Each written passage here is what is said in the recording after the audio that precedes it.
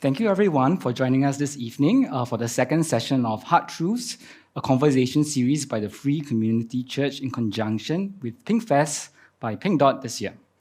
For those of you who are new to FCC, we are a non-denominational progressive church that affirms all people regardless of gender, sexuality, race, nationality, sexual orientation, economic status, or any other category. We want to say that you are all of sacred worth, and we love you all just the same. Okay, Free in Free Community Church stands for first, realize everyone is equal, and that means equally beloved and equally of worth.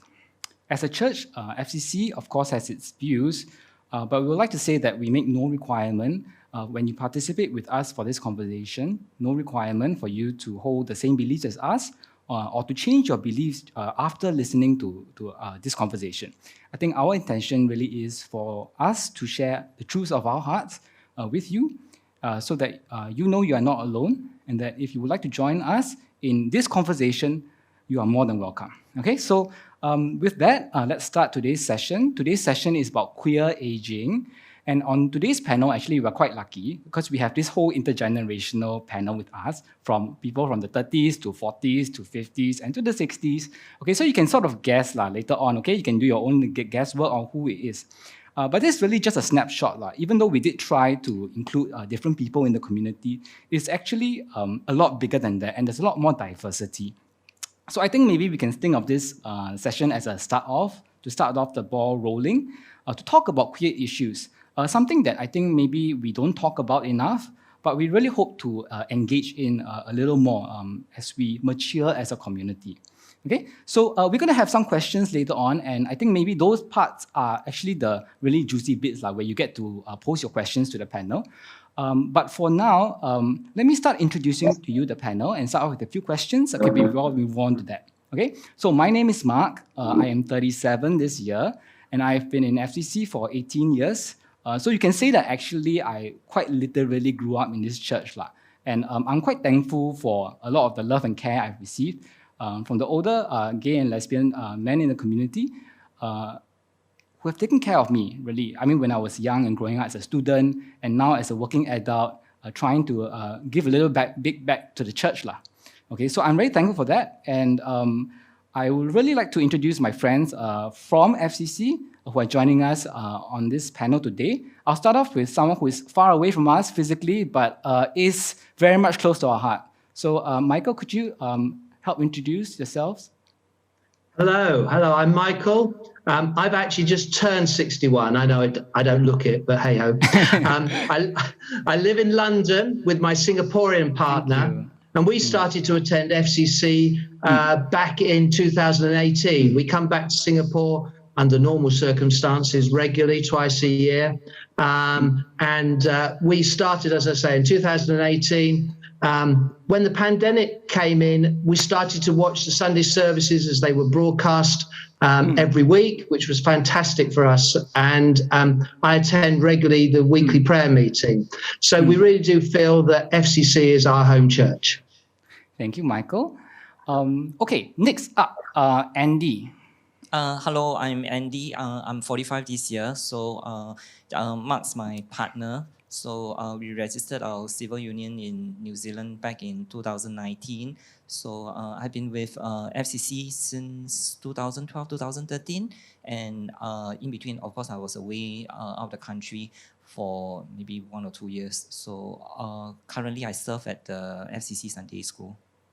Yeah. Okay. And Irene?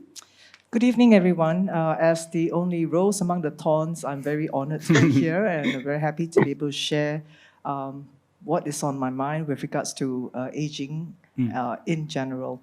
I'm 55 years old this year, and I have been with FCC for almost a decade. Very thankful for the community. I identify first and foremost as a Christian, followed by lesbian, followed by me. Yeah, I mean, thanks for reminding me that actually we do have many identities.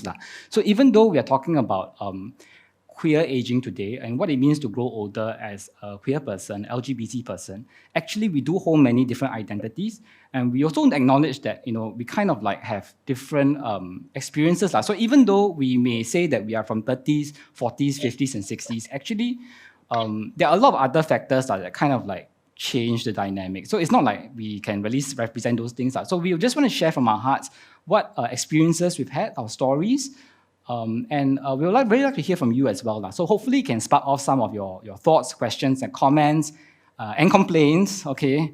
And to share with us so that we can really engage with those ideas too. And for us to also reflect. Okay? So my first question, okay, to everyone, and we'll start off with Michael first, we're working our way down, okay? The first question is this. When you think about yourself as an LGBT person, do you think that there's anything that is unique or not, okay, about aging as a queer person? Okay, we'll start off with Michael for this question. I gave this some thought, and I think unique is a strong word. I think there might be some differences, but generally, first and foremost, as you talk about all our identities, we're humans and we're living in a society. So, we may or may not have partners as LGBT people, but there are straight people who don't have partners as well. I think depending on where you're living, there are different challenges. Here in the UK, being LGBT is very widely accepted. We have very strong anti-discriminatory laws, which means that it's a safe space by and large. That's not to say that we don't have some personal attacks, but by and large, it's it's safe for us to walk down the streets and be ourselves. I think apart from maybe some personal conflicts that exist within us that perhaps hold us back, and beliefs that may or may not be true, thoughts that we have, I'm pleased to say that for me, I don't see a lot of difference to my straight allies in the circumstances that I have growing up. Thank you so much. And that can be a good thing also. I think that even though the question is about uniqueness, it doesn't have to be. Okay, so the answer can also be no. But let me just pose the same question to everyone so we get a chance to share. What is unique about aging as an LGBT person? Is there anything, in your opinion and your experience?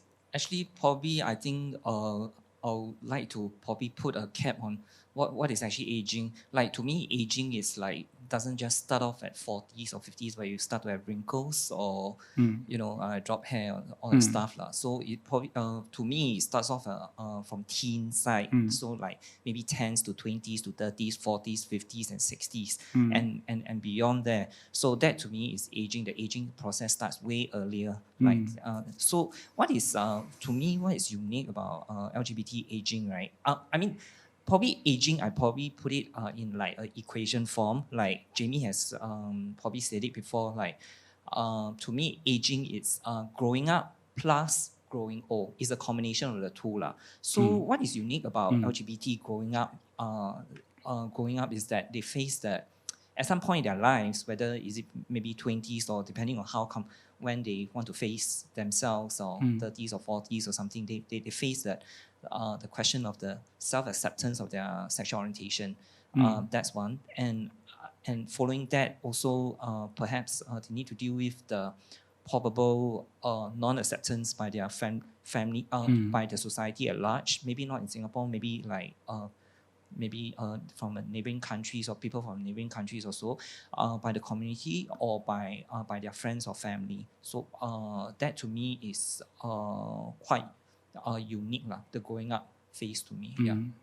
Thanks so much for sharing. I think there's a balance. There are some things that I think are the same for all of us. I mean, we are all flesh and bones. We all grow old. We age every day. I mean, babies age too. It's just that they have perfect skin, but I mean, they age too.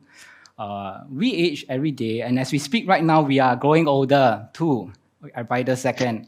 But I think there's also a different aspect of aging, which I think Andy mentioned, which is the growing up and growing old. So growing up, am I right to say growing up is like growing old is about the biology of growing old. Okay, so I mean we have wrinkles, we lose hair, we get more prosperous around the waist. Okay, but there are other things as well, like growing up, which is different. Yeah, like life experiences, your process of life, like your soul becomes like old and all that lah. So mostly the passage of life lah. Yeah.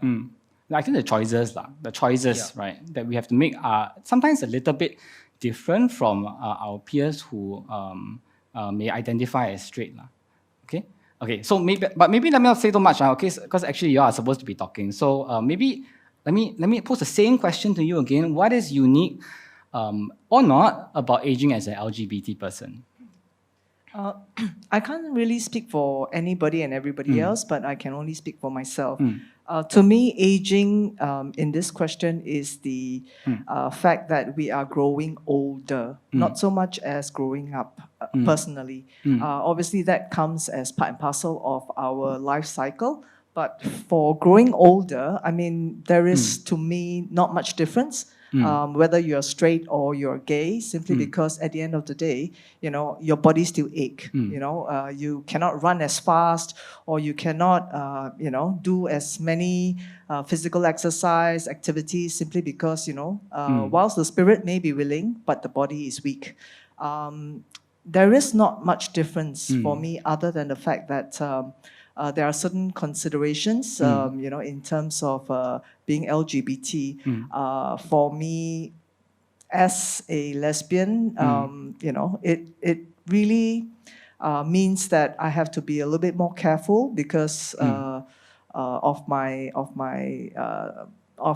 status as being single, and at the same time also being, as not as active as I used to be, although I am still very energetic.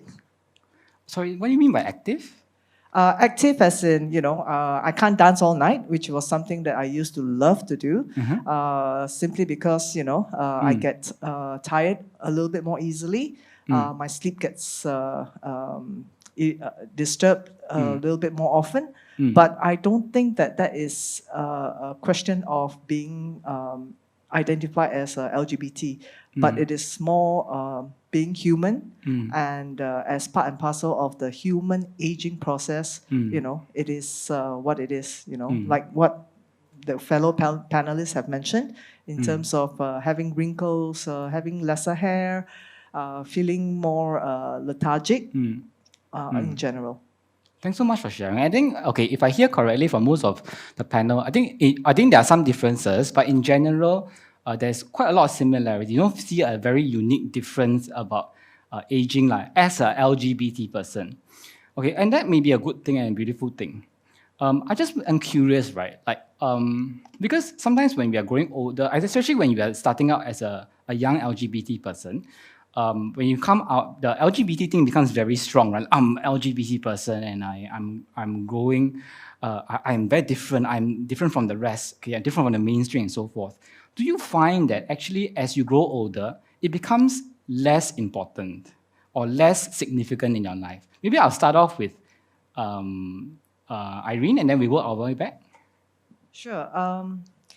Well, as I mentioned at the beginning, in terms of the introduction, I identify myself first and foremost as a Christian. So I started attending church since I was 5. I was baptized when I was 10.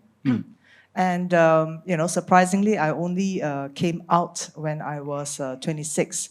All this time, I have always been interested / attracted to people of the fairer sex, if you will, whether it's girls or ladies. But I never actually allowed myself to do anything about it. So I only came out when I was 26 and had my first girlfriend then. Simple reason is because growing up, there's always the issue that being gay is wrong. And if that's the case, then, what can I do or what should I do? When I came out, I actually went for, I actually did very in-depth study in terms of, what it means to be gay and being a Christian. And when I was able to accept that, it actually helps, for me to be able to overcome my hesitancy and my denial that I am who I am. So in answer to your question,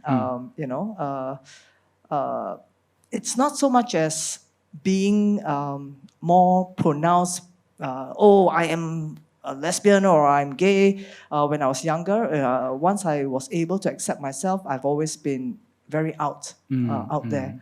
Even when I go for job interviews and stuff, I don't hide the fact that I am gay because I feel that I shouldn't be penalized just because I'm gay, and I want it to be known that who I am and what I can do, my skill sets, my experience, so on and so forth, has nothing to do with my sexual preference or my sexual identity.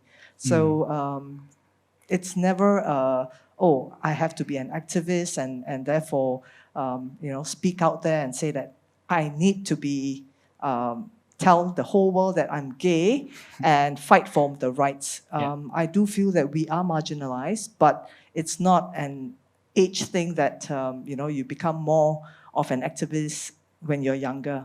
I think that has always been the fact that, I always believe in fighting for the minorities, fighting for the underdogs, and for me that is more important, to be able to stand up and to be able to say that I identify with the minorities, regardless of gender.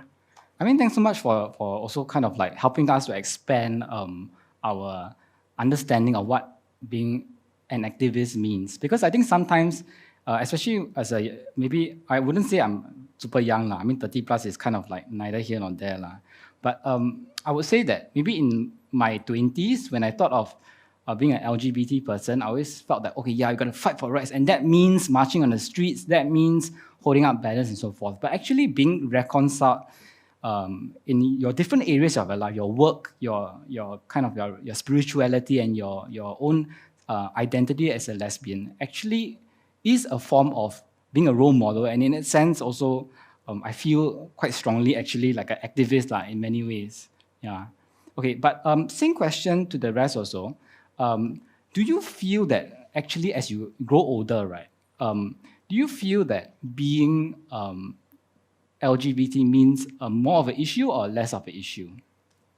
Actually, it kind of like less of an issue. So it's probably because you already face, that you already accept, you have accepted, and you probably if you probably seek community friends that are supportive, and along the way as you grow older, like in FCC it's kind of like we don't even it become like a norm. We don't even talk about whether you are gay, lesbian, or whoever walk in. We don't even know whether they are LGBT or is it or just a ally or that sort of thing. So you kind of like band together as you go older, like you kind of more sure of yourself, find community who are alike and support each other. So I guess kind of that like okay. that. Thank you very much. Anything to add? I mean, the rest before I move on. No? No? Okay, Ken. Michael, are you there? I'm here. I'm still here. Yes. Yes, same question. Okay. As you're growing older, as an LGBT person, does being LGBT actually mean more or less, or is it more of a less of an issue in your life? Well, I just want to punctuate this question with a bit of personal history, because I didn't come out as being gay until I was 42, and I got married to a woman at 25, and I have 3 grown-up children. So I have lived both as a straight person and as a gay person, even though I knew I was gay from a very young age. And the reason that happened, and Andy alluded to community, that within FCC, we don't question people's sexuality and their gender. They're just people, and we interact with each other regardless. And I think that's the most beautiful thing. But when I grew up, I got in with a group of very good friends when I was in my early teens, I should also say that I lost my father to suicide when I was 6. And that meant that I was actually quite an isolated child. I found it very difficult to make friends. Where we lived, there were not children in my immediate locality of my age. And so, I mean, I was quite outward going, but I never made good, strong connections. And as a teenager, I did. And these friends and I went to a very evangelical Church of England church. And we were zealous. We were zealous for the truth. We used to study the Bible every Sunday. And we took all the hot topics: abortion, euthanasia, homosexuality. And it was very clear to me from what I was taught then that being gay, not even acting on that same-sex attraction, but just the very fact that I was gay was sinful. And so that meant that I had to make a choice, either to give up everything that was my community, my friendships, and be isolated, or to keep quiet and live that straight life.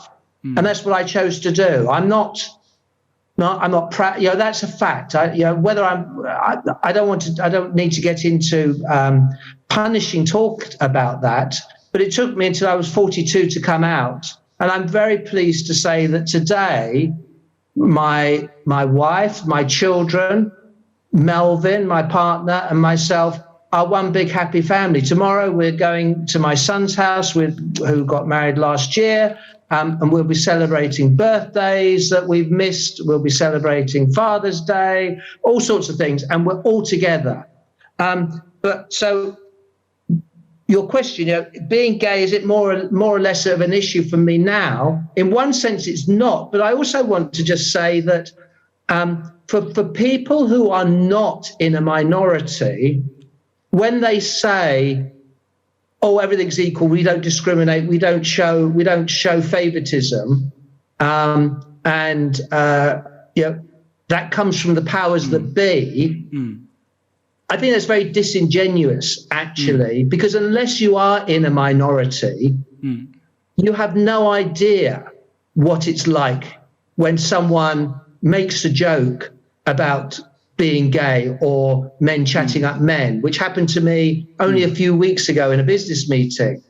It was an off-the-cuff remark, and I chose not to say anything there and then, but I did follow it up with a call afterwards. And I think the people who I spoke to were very shocked at my response, because I, unlike Irene, had not made an issue of my sexuality when I'd gone into this business. To me, it was about me and my skills and my abilities, and not my sexuality. And so I hadn't spoken about it. But clearly, when I did, it sent the flag up the flagpole, and people recognised what I was talking about. So I think for us to speak our truth, to speak out, is a very courageous act. And it doesn't necessarily get any easier as we get older.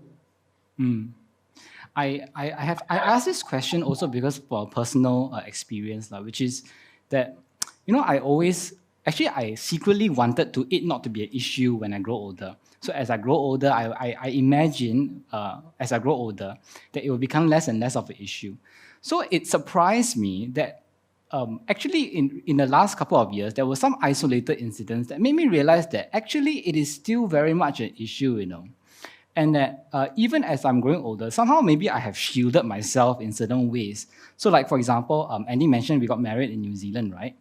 And then I remember this case where we were, because we were very cheapskates, so we tried to take pictures behind that tram that goes through Christchurch. It's completely free, okay? So we just waited for the tram to be there, and then when we were ready, we posed behind and then, did the picture.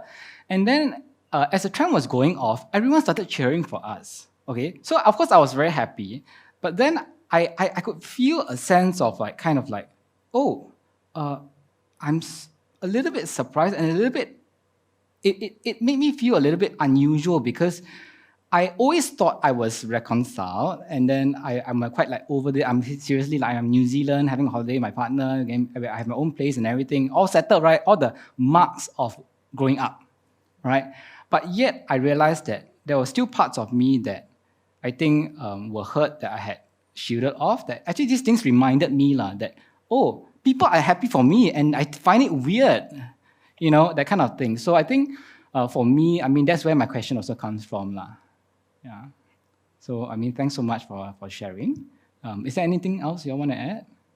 Actually, I guess one of your question whether as you age, does it get better? I guess people who have actually reconciled their sexuality or that is accepted, and like what you said, like the pioneer, the older generation, the pioneers, all that actually kind of like also probably has also more responsibilities to guide, to share their experiences and with the younger folks who are coming in, who needs like sharing our experiences just like one example, probably recently I think there was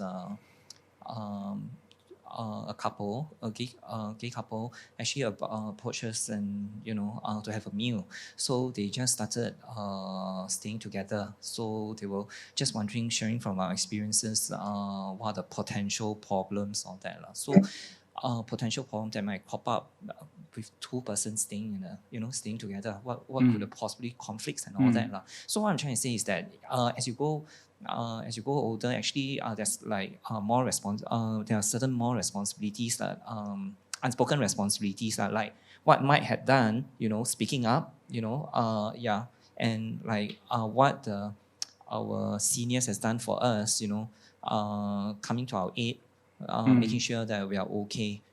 Things that don't really at surface be seen in the church, but behind the scene, behind all the dinners and that we meet up, they provide the support there. So by extension, we, because we are beneficiaries of that also. So as we go older, also will need to provide that support, to pass it forward.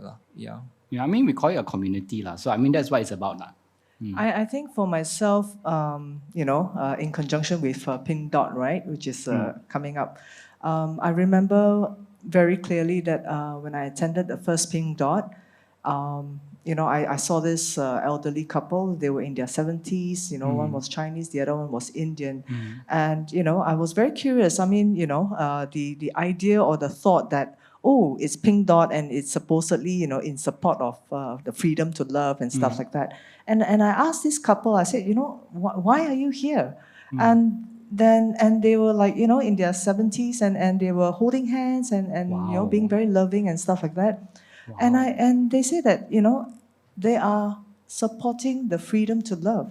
And they put it in the context that it is true. In the older days, if you were of different race and all that, and if you got together, it was very, very difficult. People will start talking behind your back and saying that, you are wrong, you are, and the comments come in. And I put it together with, the fact that even to this day, as a LGBTQ person, right?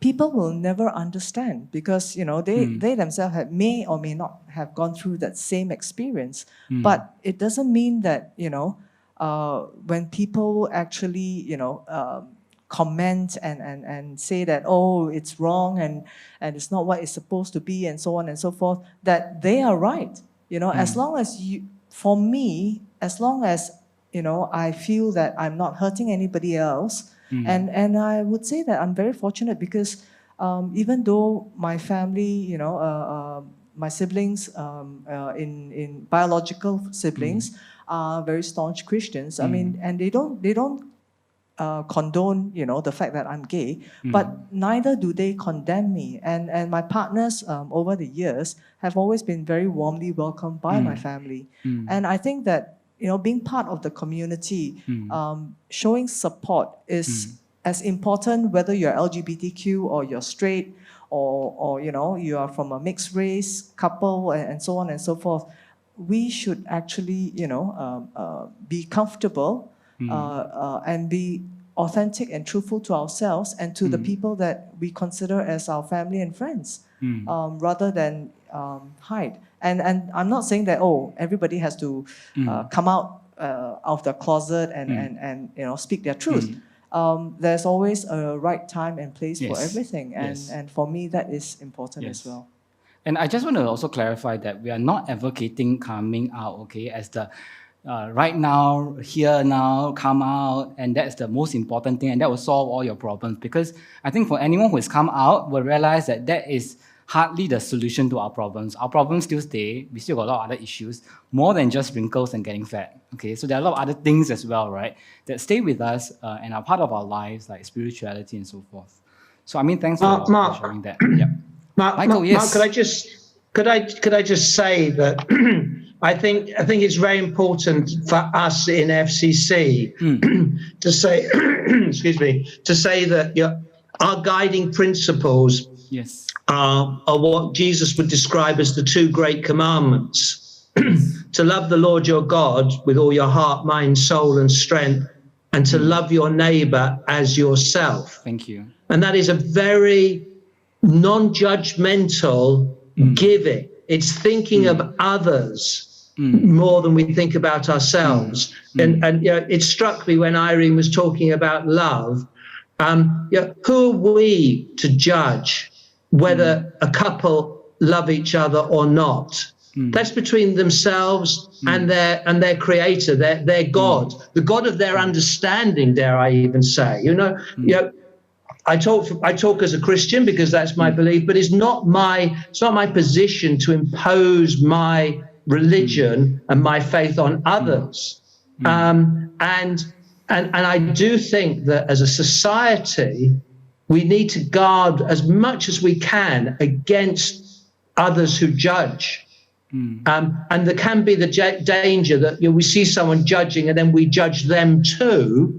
We need to speak to them in love, but we do, I think, need to encourage understanding and that safe space for all people to love in their way. And as Irene said, if I'm loving, I'm not hurting somebody else. And this I think lies at the heart of Pink Doc's campaign to repeal 377A, because it seems to me that society is trying to tell us who we can and who we cannot love. Yes.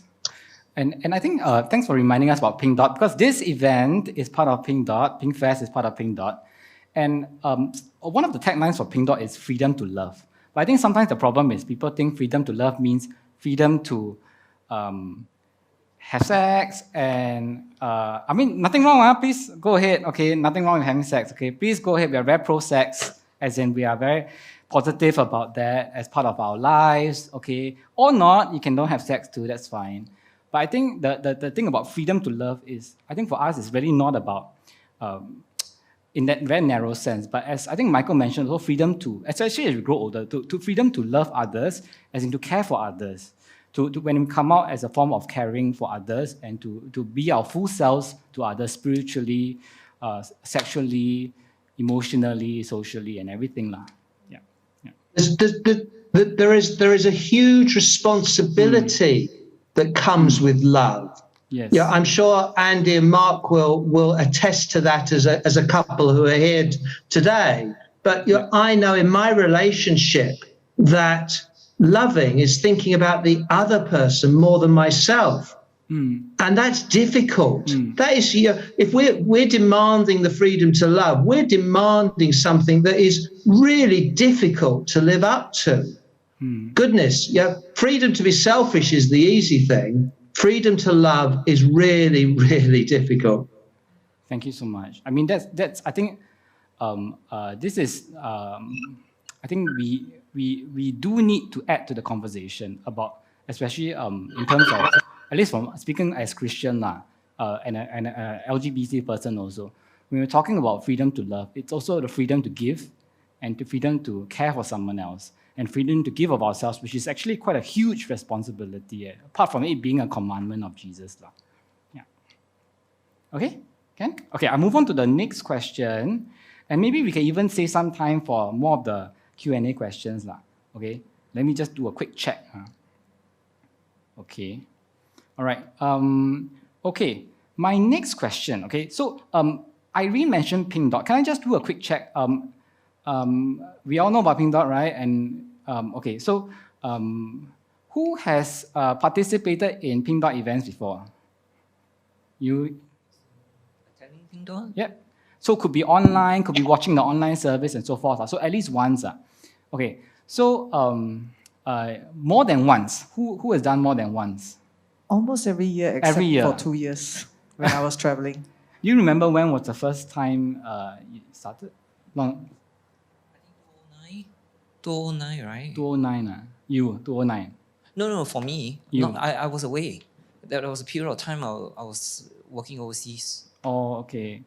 And Michael, when was the first time? Last year was the only time because I'm not normally back in Singapore when Pink Dot is on. Oh, okay.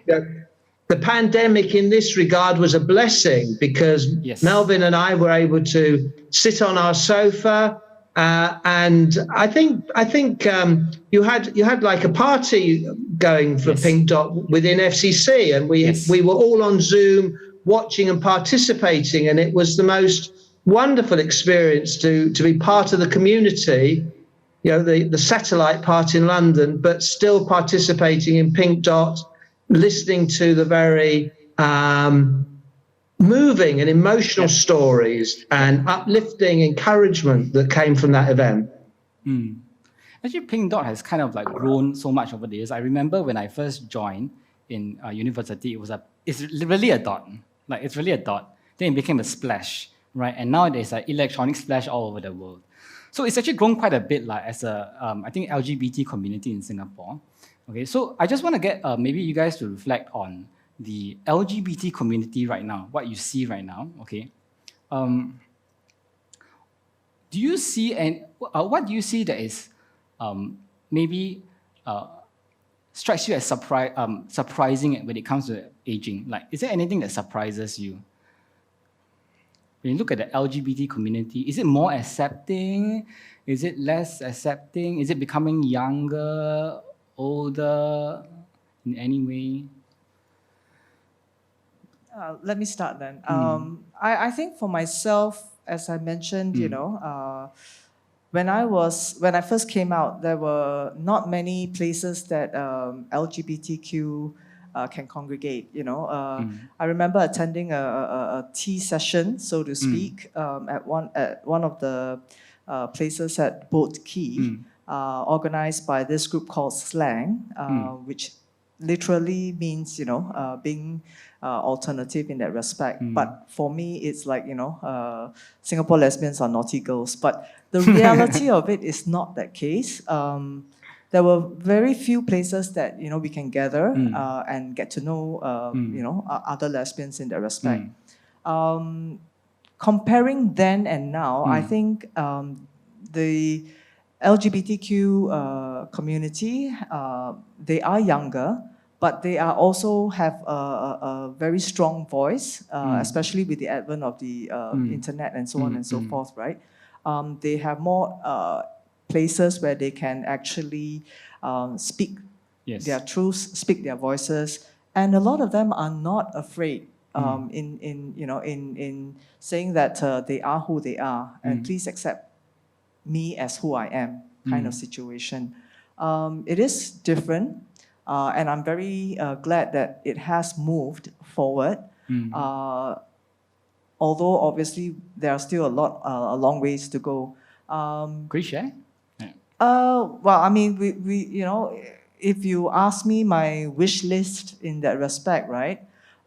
It is to say have a LGBTQ friendly, not so much as a nursing home, but a gated community where LGBTQ can come and live together and have people who are of the same needs, aged care and so on and so forth, right? Simply because at the end of the day, this is something that is provided for a lot of the straight people. But if you are gay, you can't say that, oh, I want to stay with my partner or my friend because we have the same interests or the same alignment in that respect. But in terms of the difference, there are more resources now compared to the past. And I don't know, maybe it's because I was born earlier, I grew up in a different era, but the older community here also tend to be a little bit less vocal. You know, we even though there are parties and so on and so forth for the LGBTQ now, the older generations tend not to go to these parties as much or even want to be there. So for the older generations, you know, the older community, we would probably gather more at people's houses, you know, small little groups and network, and have different interests compared to, oh, you know, let's go party and things like that. The reason why I brought that up is simply because, you know, in my younger days, I loved to go to parties, not so much as a pickup place, but more, it is one of the few times where I can actually get to dance the whole night, you know, from the start all the way to closing, and still feel very energetic and things like that. It was a place where you can just be yourself, you know, and not be afraid of unwanted attention of people approaching you, you know, just because you're female and in a club. Yeah, I mean, it's quite important because it's like we all need to socialize, we all need to connect with others, but we may have different needs. We may want to sleep at 10:30 at night, right? We don't actually want to like party and dance all night. And so there are different needs. So I think the question is still is the same one for everyone, for Michael and Andy also. When you look at the LGBT community now, do you find that it's actually getting, is it like easier to grow older? Is it more conducive to grow older, or is it you find actually more challenging? Actually, in the context of Singapore, right, I mean, there's a lot more options these days. Like, let's say you decided that, okay, I'll just speak like some cases that we have, some examples in Singapore. Coming from the church. So, say in the past, so there's this Mr. H. So he's the transgender. So from our church. So he has gone to like, you know, he wants to be a teacher, but he can't in Singapore. I don't think MOE will accept lah. But in the past, it won't. He probably don't have any much option. But now, like he can go to Australia and complete his teaching, you know, studies and That's become great. a teacher over there. So there's, in that sense, there's greater option. So in the past, probably before maybe New Zealand or some of the other countries like passed the same-sex marriage laws. So like people in Singapore, they couldn't, you know, there's they could just stay, you know, they can't do much. So these days you can migrate. I mean, we have examples in church where they're like Singaporeans, like, you know, they move overseas, Australia, New Zealand, and just reside there and live more towards to the fullest of their lives. So in that sense, there's a lot more options, and I guess if you are ready, if you are prepared, you know, I feel it's much easier because there's more resources available. Just think a look, MCC. I mean, 20 years ago, what exactly were we? They were like maybe a couple of people like in a in a church, like in a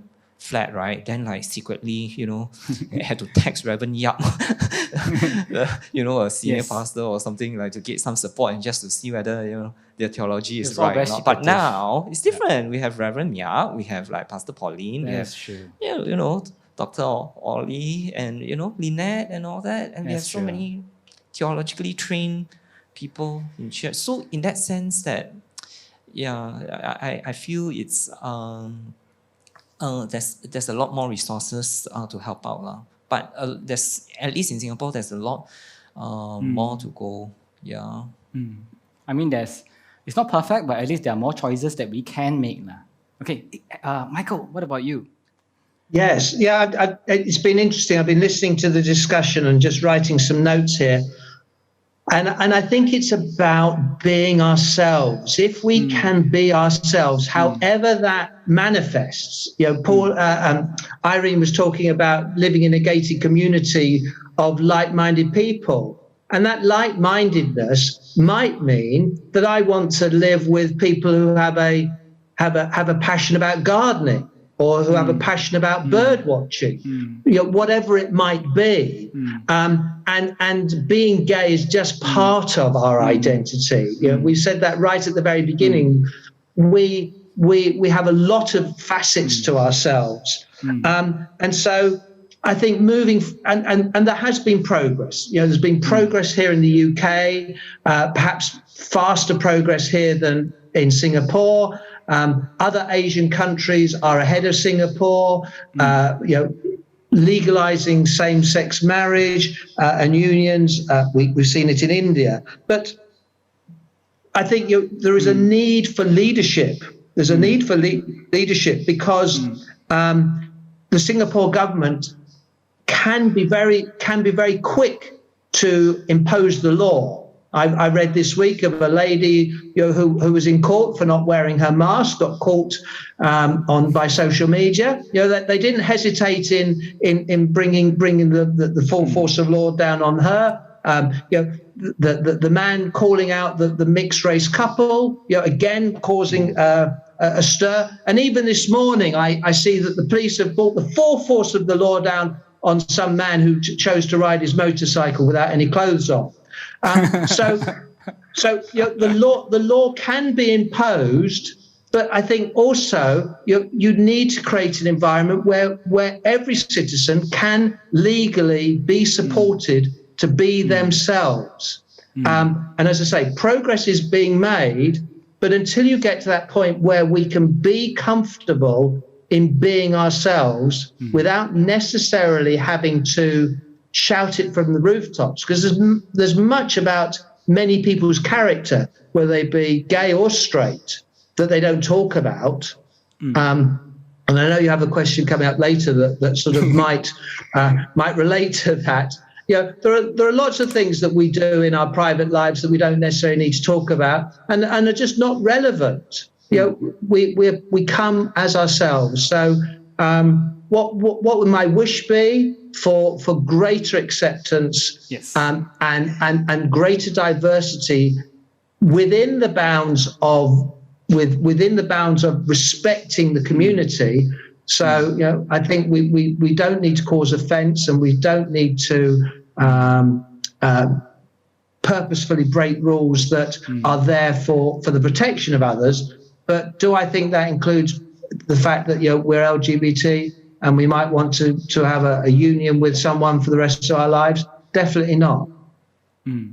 Thank you very much. And that's actually my last question before going on to the questions, which is, what is that one wish you have that you would like to see in your own lifetime that would make life or aging as an LGBT person a little easier? So I think one thing would be in the way the law kind of like evolves, that there will maybe be more progress in terms of how it relates to LGBT people. Maybe Andy? Probably, I guess, again, probably non-labels or something like just like what we in our people who these days work in our church, we don't even ask whether you are gay, lesbian, or bisexual, or transgender, or straight, right? So once you don't even have that perception, like just the way you are, then that will be my wish list, lah. So yeah, my generation, I guess it depends on where you exactly are. I guess in Singapore probably it's a wish list, but probably in some countries they are not. But having been to live in Oslo, then gone to, and probably for a while in Australia, I guess different country has different. It's still a some it's target a bit of a away. gap.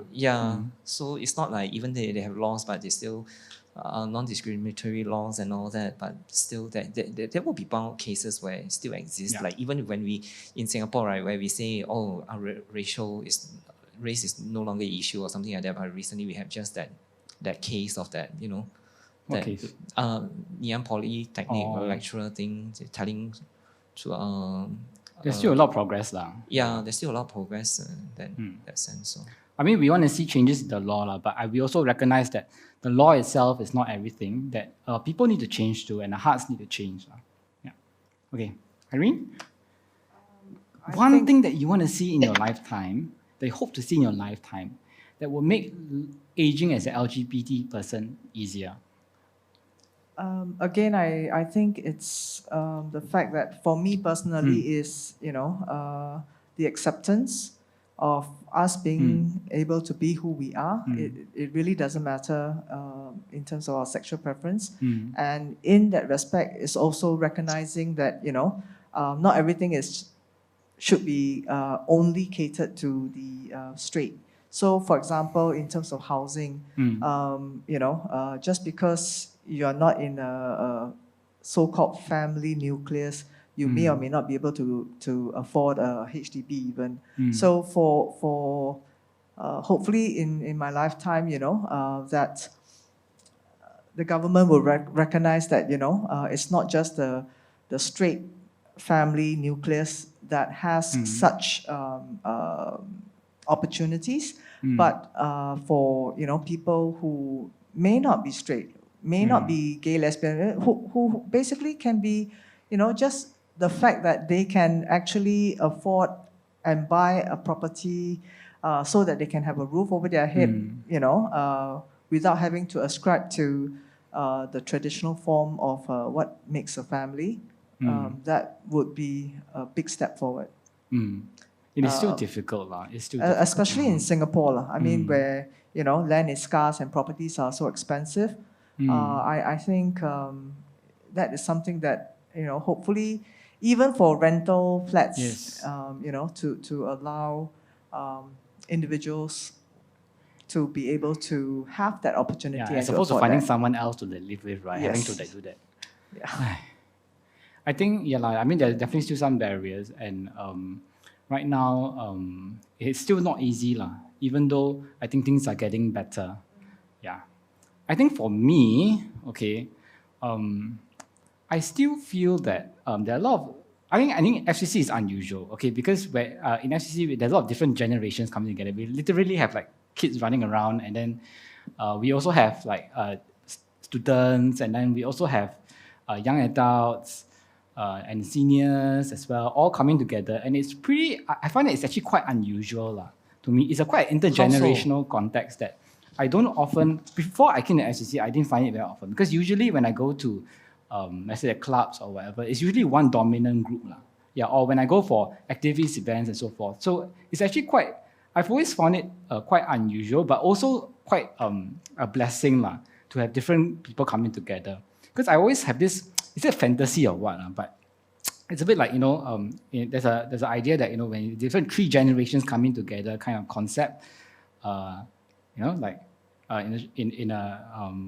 idea that there are different people coming together and we're forming a community, right? So it's kind of like the idea that in our community we have our those who are younger, growing older, and then we also have our elders sharing the stories and sharing experiences and wisdom to the next generation, so that kind of like we kind of support each other along the way as well, and that it's not just about aging and then how to support those who are growing old, but kind of like having this different maybe way and language to talk about that relationship. Okay, any last words? Yeah, if I may, I think respect is absolutely key here, and dialogue. When we humanize these issues, and by that I mean personalize, then a lot of barriers break down. I'd just like to share my experience in getting to know true Singaporeans. I first came to Singapore in 2003 under the guise, although I'd just moved in with Melvin, literally the day before we flew to Singapore, we were coming to a friend of his wedding, and he told his family, or asked his family, would it be all right if Michael stayed with us because he's a friend of this couple who are getting married, whose wedding I'm going to. And I was welcomed because I was a friend. And I came back the next year, and there was why is Michael back? Oh, well, I didn't see much of Singapore last time, and I came, I enjoyed it so much, I want to come back. Oh, well, lovely to see you again. And then the third time when I came was Chinese New Year, and Michael's back again. Well, he hasn't experienced Chinese New Year. By the time I'd come 4 or 5 times, the penny started to drop on the family. We have never explicitly said we are partners, but everybody knows. And because they got to know me in this very gentle and non-threatening way, I'm absolutely thrilled to say that we've never been rejected. No one has ever told me not to come and to go away. We respect the other people. There are parts of his family that are very, very religious and hold very different views on what is right and wrong to us. I try not to get into too heated arguments with them because I've come to realize that that's their view and I have my view, but they don't turn around and point fingers at us. So I think it's really important to get into these dialogues, for us to speak our truth, to listen to others, and to agree not to agree sometimes, because we can't agree on everything. We know that we're all wearing different clothes, we all drive different cars. If we're fortunate enough to have a car, we all like different music tastes. There are lots of things that divide us. But I come back to what you said right at the very beginning, Mark, when you said all are welcome, regardless of, and you listed a whole long list of, well, everything, regardless of anything, you're all welcome. And for me, that is just such a beautiful place to be. And if we can move our society forward in that way, then that's going to be great. Thank you so much. I mean, that's our spiritual and also our kind of like our mission for our church to live out this principle in our lives as we grow older and we face more different kind of situations that we have to make decisions on, to do that, to love more and to include more and draw that circle wider. Okay, so I'm about the time where I'm going to move on to the questions from the floor. Any more to add before I move on? Any last words?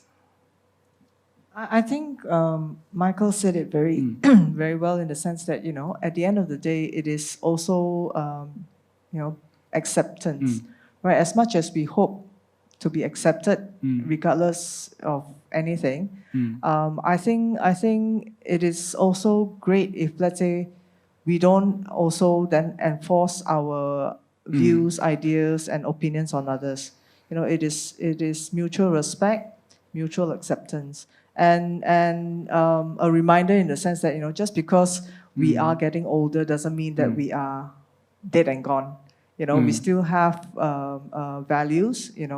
As an older person, we still are able to contribute. If we want to follow the so-called norms, whereby usually the older, like grandparents, are the ones who are looking after the kids because the parents are working and so on and so forth. There are still values that we can provide. And if, let's say, as a community, regardless of age, if we can actually come together to learn from one another, to accept one another, and to support one another. That is the difference between a biological family and your chosen family.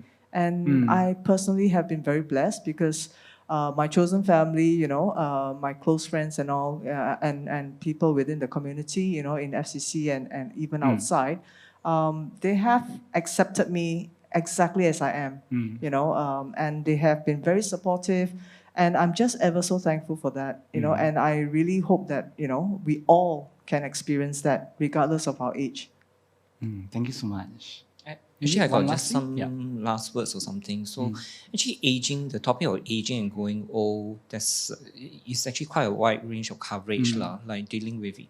It can be like your emotional, mental, financial, and the baggage and all that. And some more further narrow down in the context of the queer community. So it's really within that. This hour is really, I think, too much to condense into one. So this is probably yes. like maybe a Snapshot only. yeah, probably just a snapshot lah. So there's so much more to talk about in terms of the retirement funds and all Actually, we that, were watching which is some videos at home just today, actually. And then we're watching, wow, overseas got so many, wow, got all this coalition for LGBT aging, got so many and things, what programs. they do to programs like Yeah. to remove loneliness and all that. But those are in the context of like Nursing those are in the homes context as nursing well, homes yes. and all that. But I guess the Singapore side a little bit differently because we live pretty densely. So some policies I guess can anyway I don't touch on that. Maybe we'll get there we'll get there. Yeah. Yeah, we'll get there. Okay. I have a few questions from our friends at home, and they're quite long, so let me just go slow. Okay, so the first question is this. As your peers, okay, around your age, grow older, do you find that they become more inclusive? Wondering how friendships formed with cisgender? Okay, cisgender people, maybe it's the autocorrect. Cisgender people evolve over the decades. Okay, repeat. As your peers age or grew older, do they become more inclusive? How have your friendships with people, other people, evolved over time? Maybe I can answer this first. To me, because they also grow older, then they are more exposed. Actually, they tend to be more inclusive lah. In some sense, maybe I cite one example. I have this my friend married my friend and a girl married an Italian. So the father-in-law is actually very flamboyant. So he was asking. So I think he has some prejudice against like maybe the gay community or something lah. So he was wondering, how come the Andy not married before then not married Brian, you know my close friends are about the same age group, like 40 plus, like how come they're all not married? He's gay. But he's a good guy, right? Yeah. So it's like certain perception over there lah. So certain perception change that. Yeah. So it's the encounter. So yeah, it was more positive experiences. So that created that they became more inclusive in that sense. The other example I want to cite is I think some of my close friends used to make butt jokes and all that but ever since then I guess what butt joke? Make jokes of the community and all that. So but they stopped doing so already. So they are more mindful of their actions and words and all that. Yeah. But of course, there are also maybe, I guess, what I'm seeing is more positive. I guess there might be the other spectrum of people. So, but yeah, generally, I find, as you grow older, as my peers all grow older, I learn more also as a person. I really learn a lot more about, like, for example, the transgender community also. Yeah. All that. So that made me a better person and more inclusive, including all my friends. Yeah. So your answer is yes, is it? Yes, my answer is yes. Okay. What about Michael? Yeah, I have to say that most of my friends are gay. We have a lovely cis female friend who keeps all of our gay group together. We have wonderful wine and champagne tastings together, and so we're very understanding of each other when we had a drink or two. But the other thing I would just like to highlight is that we were part of a church community here in London, which we left last year, but we still participate in a home group, a cell group, a small group, call it what you will, within that church that we were part of before we left. We are the only couple in that group. Everybody else is either cis male or cis female. There is one other lady who is married, but her husband doesn't attend. We've got a couple of divorcees, 3 divorcees, 4 divorcees actually, and 1 non-married person. And none of that matters because we just love each other and we care for each other and we interact with each other. We met on Tuesday this week, and we've been a group now for probably 3 years, and so it's beautiful. And no one ever questions us. I remember when we joined our first group in this church, we got to know a couple who had 2 young children. One was about 3 and one was still in the pushchair. And one Sunday, the wife of the couple said, "Would you like to join our home group?" And I looked at Melvin and I looked at her and I looked at Melvin and I looked at her again and said, you know, we're a couple. Yeah, will that be all right? Because this was a very very traditional, very evangelical Anglican church.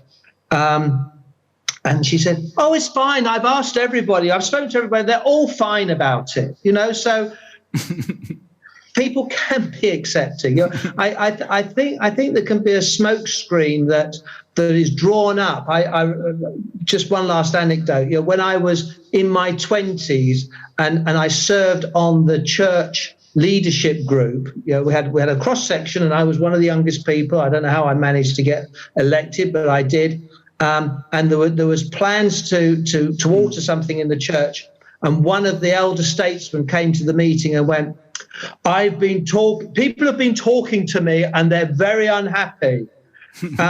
And he had such a stature and such a position within the church that no one dared ask him, who are these people? Who are these faceless people that have spoken to you but haven't spoken to the vicar, haven't spoken to anybody else? We had no idea whether there were any objections from anywhere else, how many of these objections were, but this person projected this whole army of people that were behind him. You know, they were too frightened, too scared, too shy to expose themselves, but he had the voice.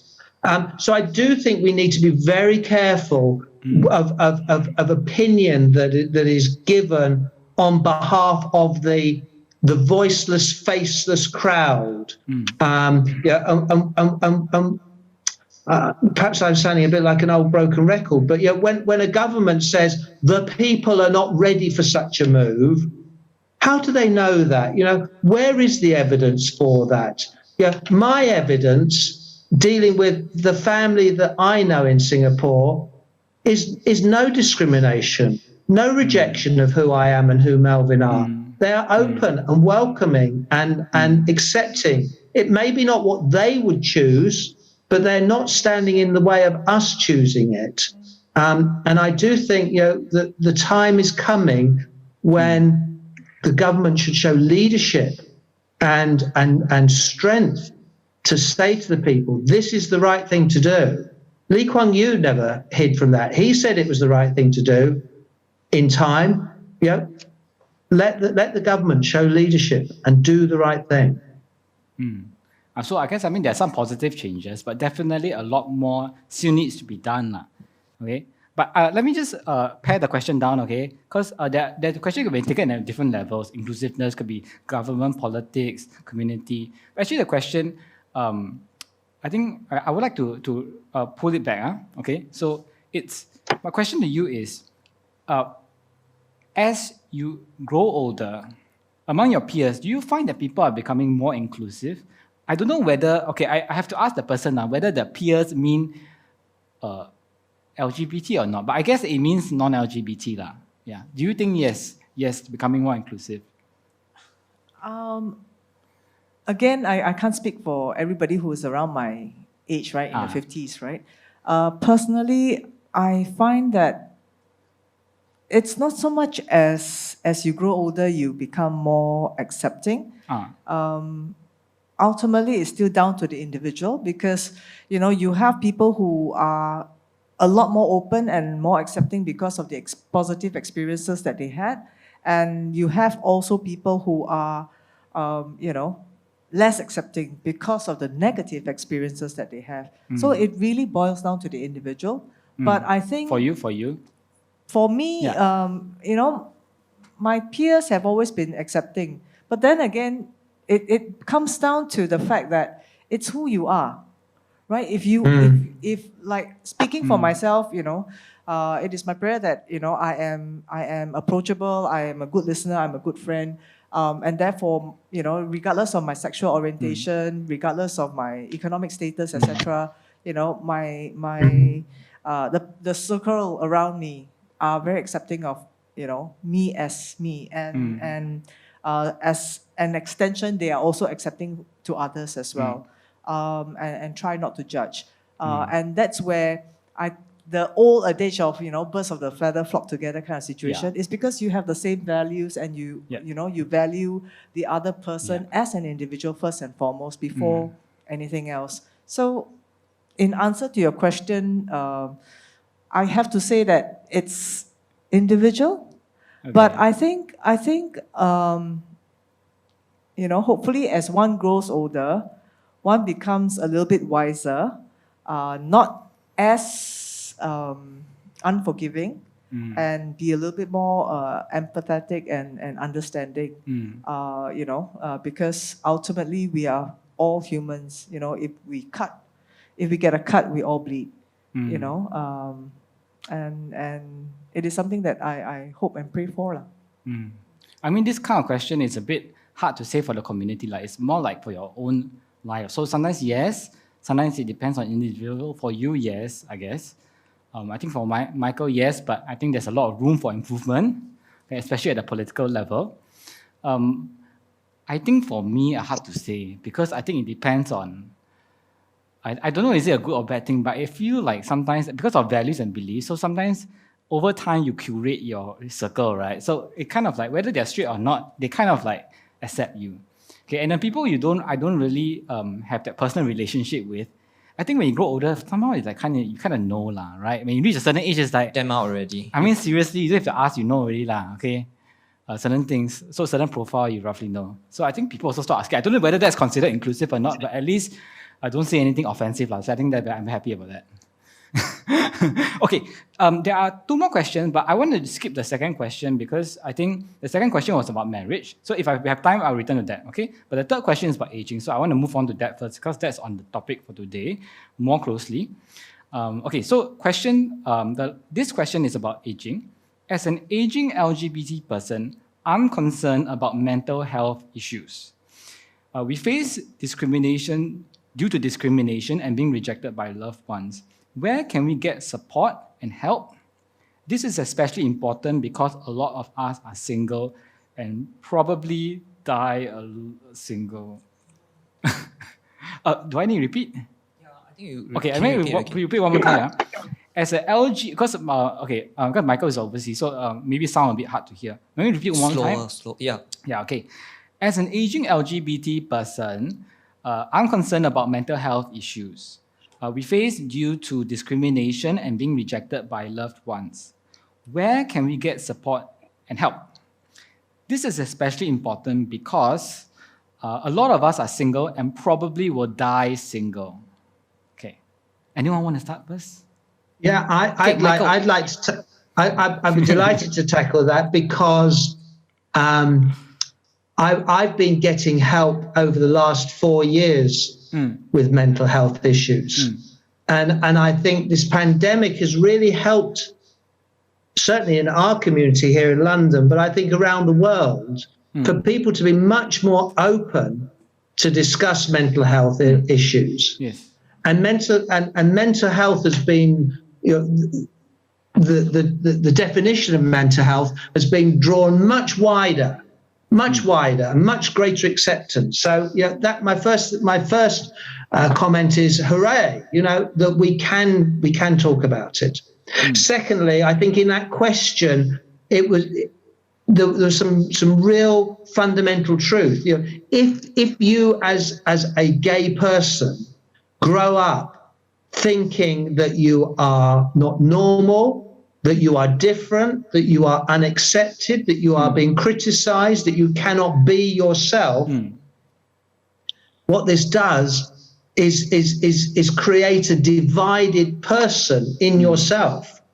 And this is what I've known for a lot of my life, that and you compartmentalize. You say, well, I'm like this, and I've been described as a chameleon. I think that's the right word. You know, the animal that changes its color depending upon its depending on its circumstances, depending on its the nature in which it's occupying. And yet I would be straight here, I would be gay there, I would be outward facing there, I would be shy here. All of these different parts of me, very divided. So I don't know the answer to where you get help in Singapore, but I would strongly encourage anybody who has any doubt about who they are and what they are to go and seek help. I've had this most wonderful counsellor who I've met virtually every week for the last 4 weeks, and we just talk about stuff. We just talk about it, and they help me to unpack it, and they help me to understand what is my truth and what might have been told to me as a child that is no longer true for me. That I can start to leave behind things that are not helpful and to be stronger with things that are helpful. And in response to the previous question, I think, you know, this is one of the gifts that we can have in growing older as a gay person, that we can get to know who we are, we can be comfortable with who we are, and we can be strong enough to say who we are. And I think, you know, just being able to say this to you all is quite courageous. I'm gonna pat myself on the back for being brave enough to admit those things.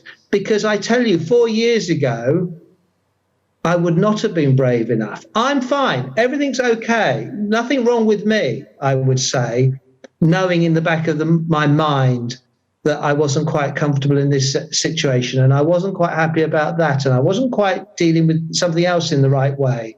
And I would put up all these defenses to project a very together, strong, good man.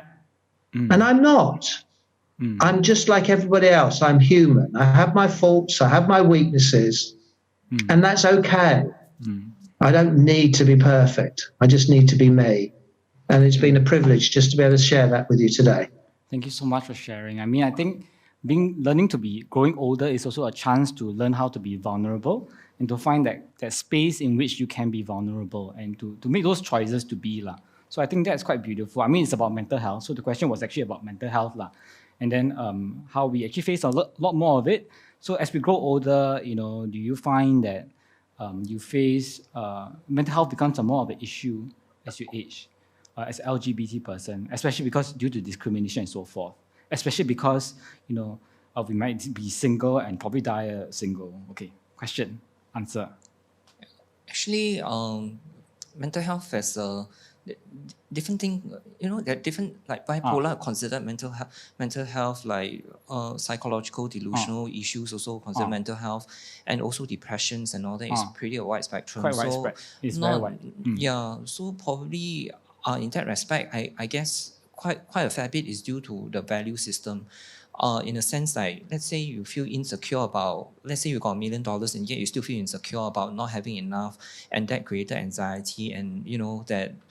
and all that. I guess there are things that need to be the value system. Certain values probably need to be challenged. Your values certainly need to be challenged, and I guess the best probably a counselor or somebody would come, like maybe from if you are willing, that step to FCC and probably speak to Pauline and see whether there's any directions that where she can help, because Pauline is a counselor after all. Then I think she maybe, could probably point maybe, certain directions. I think at this point I also need to clarify that FCC is we are not saying that LGBT people have more mental health issues than other people. Okay.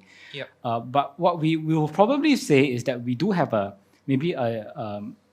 specific way we need to talk about those mental health issues that will be better in a safer environment.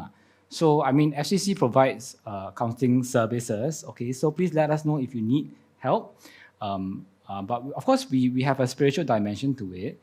So, I mean, we also have contacts with other counseling agencies in Singapore, like Supportive and Affirming. So you can also let us know. We can also drop a call or a message to our friends to pass the message. Okay, but back to the question, okay, about mental health.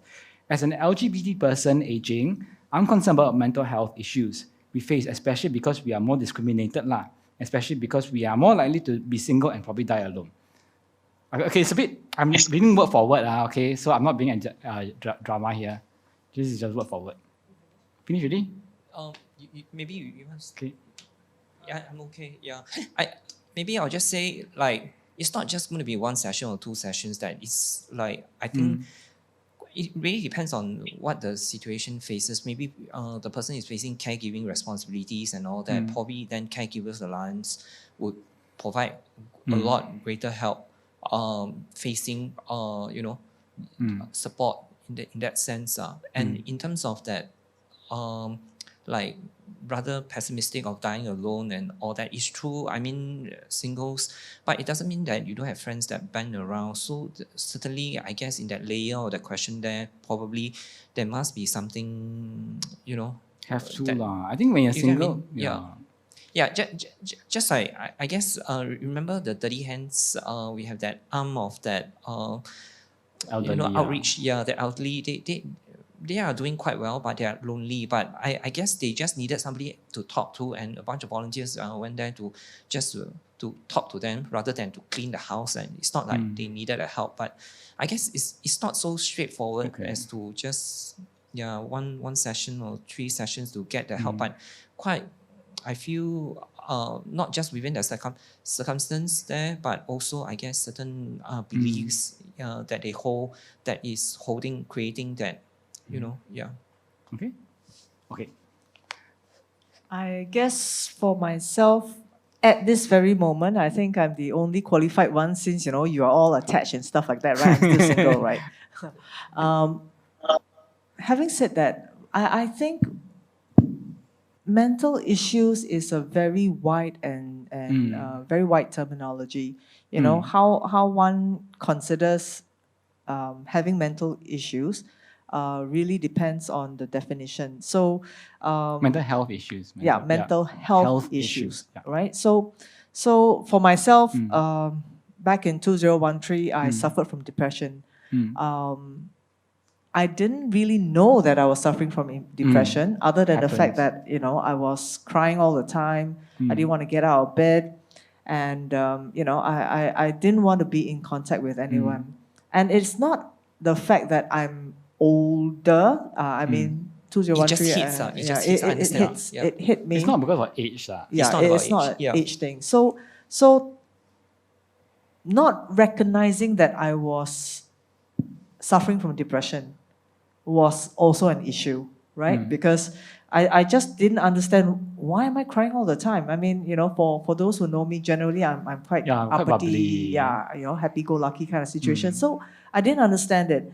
But for that 4 or 5 days that I was depressed, I literally, not that nobody came to help. It's just that I didn't know, and I didn't want to be in contact with anyone. Having gone through that, I think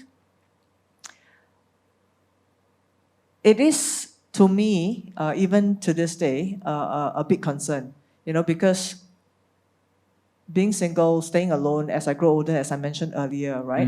What if I fall down? What if I faint? Who's going to know? Is somebody going to neighbors suddenly come and say, oh, we have this smell and things like that. So the fear and the fear of dying alone, the fear of, loneliness and all that, these are real issues, not just an age issue. These are real issues for anyone who is on their own, right? And in terms of like where to get support, I would say that yes, that there are a lot of counseling services that are available. So don't feel that the stigma. I don't want to see a counselor because or a psychiatrist or a psychologist because there is stigma associated with it. If we need help, open our mouths and ask for help, right? Recognize the fact that, there is help available. We are never alone. As a Christian, definitely never alone. But where we get the help from, right? So as Mark has said, FCC is open and available to assist, not plugging FCC per se, but, there are definitely other counseling services out there. That you can at least first reach out to, and obviously if you are well-to-do, you can always pay for the services. But there are also other volunteers and associations that has subsidies and so on and so forth. Secondly, is also to cultivate your own community, your own network. Just because you're single and you're growing older doesn't mean that you are alone. Yes. I'm very blessed. I have a network of brothers and sisters who do check in on me once in a while, who will drop me a text or give a call, and that is open to anyone. I would encourage us, those who are getting older, to actually have that cultivation of that community, of that network. It doesn't have to be many, even if you have 5 people, and if you feel that you're comfortable and that bondship, kinship, is there. Don't feel shy to let them know. Hey, can you check in on me? Like 5 different people, right? Check in on me on Monday, check in on me on Tuesday. Just be open. Don't be afraid to ask for help. Yeah, that's and more importantly is to realize that don't wait until the last minute before you start cultivating. Don't wait until the last minute before you start seeking for help. Even on a normal basis now, you can read up, how to stay positive, how to have a better mental health, how to keep up. In terms of maybe go for walks, go for exercise, because that helps. Looking at things differently, feeling that you are not alone is very important. So please, for me, I'm also reminding myself to do that. And that's also being vulnerable, actually. I mean, asking for that help, right? Sorry, Andy, you wanted to say I wanted to something? say that within FCC, actually, we have persons who are siblings in Christ who are suffering mental health issues, and there are cell groups. I know of at least one cell group who embrace the sibling in Christ and wholeheartedly and giving support. Yeah, and they're quite open. Yeah, of course the person was quite open about it, right? Quite open about it, and the cell group leader was very embracing, and but of course he was aged enough, old enough to. Wise enough to provide the support. Okay. Michael, you wanted to add anything? No, I'm just conscious of the time. Okay. Yeah, so I think we actually kind of answered the last question, which was about the practical implications about caregiving arrangements. So I think I hear things like really actually being very conscious about making those choices or reaching out to people.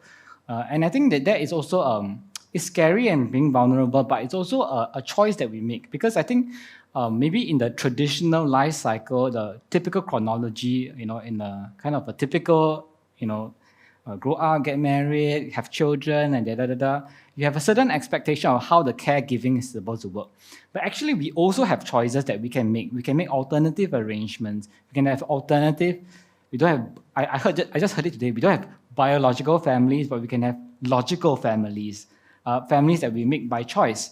That it can actually be an empowering thing. But we have to be vulnerable, and we have to make that step to kind of like reach out to others, lah. Right? And it's not easy because I think when you get older, I feel it's harder to ask for help, lah. Because I find it's there's an expectation to be stronger, to be like you got things covered, yeah, no problem, okay. As Michael was saying, no issue, like strong, But actually, we need to be vulnerable, I feel. Okay, all right. So thank you everyone for all your sharing. Thank you. Maybe any last words for our friends at home before we close the session? Maybe we'll start with maybe Michael. Getting old is not as scary as you might think it is when you're 18 or 19 or 20. Enjoy the journey, because life is a journey, it's not a destination. Amen. Okay, Andy.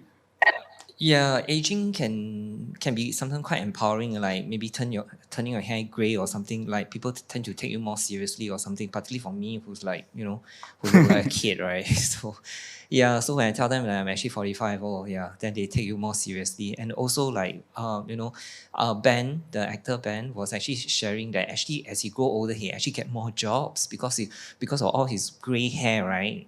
Like people in his profession all want to upkeep like white hair, so black hair. So he like start to get white hair, and he was like the one that stood out. So he got all the jobs, the commercials and all that. Yeah.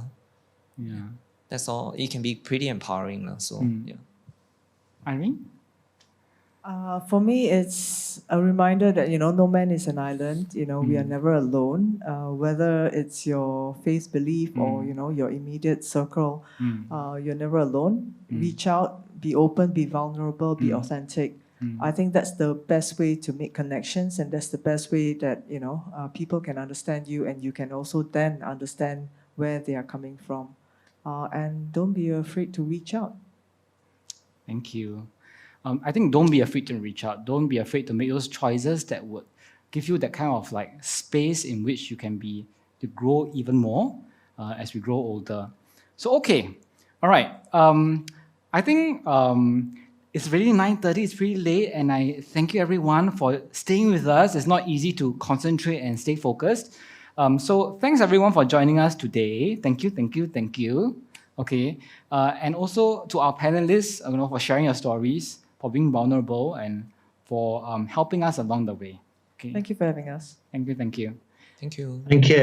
Thank you from London. Been a pleasure. Thank you. Okay, I got two announcements. One is this Sunday, FCC is having a LPA talk, Lasting Power of Attorney, which I actually just did. So actually it's pretty, got a lot of things to know, okay? It's not so simple as just signing in paper, although technically you just sign, but there are a lot of things to note. So if you'd like to find out a little more, okay, I don't think we're providing the LPA actual signing service, but we're just telling you about it. Okay, we have some professionals to share with you about it. So if you would like to join us, please drop your message in info@freecomchurch.org. Okay, we'll leave the email there. You can probably also see it in our emailer to you, I think. And if you're not too sure, you can always join us on Sunday, okay? And then after the service, they will probably do a pitch again, so you will know when it starts, okay? But you need to sign up for it, so please email us, okay? Second thing is, this is the second session. We have one more coming up next week, okay? So we are still learning, okay? We're learning and we're growing, okay? How to make this better, okay? So if you have any comments, questions, feedback, complaints, okay, about today's session, please go to fcc.la/heart, HEART, feedback. Okay, fcc.la/heart feedback. I think it's probably in the email as well. Okay, so we'll send it out again in the chat. Okay, so good night, everyone. Have a great weekend, and I wish everyone a great Pink Dot tomorrow. Is it tomorrow? Okay, so please get online and light up your pink dots, and I'll see you. We'll see you again next week for our talk. Okay, our final talk on transgender and trans identities, lah. Okay, and what it means to negotiate that in Singapore and also with our own spiritual development and our walk. Okay, so thank you everyone. Good night, and we'll see you soon.